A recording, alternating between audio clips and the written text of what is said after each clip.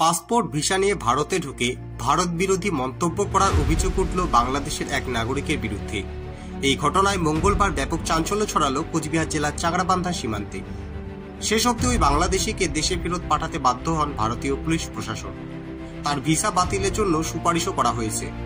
স্থানীয় ও পুলিশ সূত্রে জানা গিয়েছে, বাংলাদেশের ওই নাগরিকের নাম আজাদুর রহমান।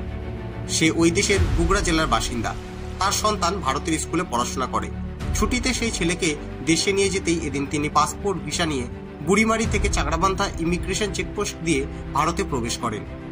পাসপোর্ট সংক্রান্ত কাজকর্ম সেরে এদিন এখান থেকে শিলিগুড়ি যাওয়ার জন্য ছোট গাড়ি ভাড়া নেওয়ার জন্য চালকদের সাথে কথা বলতে যান, কিন্তু একাধিক চালকের সাথে বনিবনা হচ্ছিল না। কথা বলতে গিয়ে সেখানে তিনি উত্তেজিত হয়ে পড়েন এবং ভারত বিরোধী মন্তব্য করতে থাকেন বলে অভিযোগ। এতে তিনি উপস্থিত ভারতীয়দের ক্ষোভের মুখে পড়েন। কোনো ভারতীয় টোটো এবং গাড়ি চালক তাকে গাড়িতে চাপাতে অস্বীকার করেন। সেখান থেকে শিলিগুড়ি যাওয়া তার লক্ষ্য ছিল। এই অবস্থায় তার ভারত বিরোধী মন্তব্যের তীব্র প্রতিবাদ করতে থাকেন চাকরাবান্ধার বিভিন্ন মানুষ। সামাজিক মাধ্যমেও এ নিয়ে সরাসরি ভিডিও লাইভ করতে থাকেন অনেকে। খবর পেয়েই মেখলিগঞ্জ থানার ওসি মণিভূষণ সরকারের নেতৃত্বে পুলিশ বাহিনী ছুটে এসে তাকে থানায় নিয়ে যান। এরপর তাকে চাকরাবান্ধা ইমিগ্রেশন চেকপোস্টের ওসি সুরজিৎ বিশ্বাসের কাছে হস্তান্তর করা হয়। শেষে তাকে বাংলাদেশে ফেরত পাঠানো হয়েছে। দেশে ফেরত যাওয়ার সময় তিনি ক্ষুব্ধ ভারতীয়দের কাছে ক্ষমাও চান।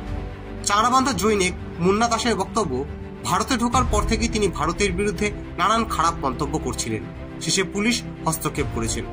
অন্যদিকে মেখলিগঞ্জ থানার ওসি মণিভূষণ সরকার বলেন, গন্তব্যে পৌঁছানোর আগেই পরিস্থিতি সামাল দিতে দেশে ফেরত পাঠানো হয়েছে ওই বাংলাদেশি নাগরিককে।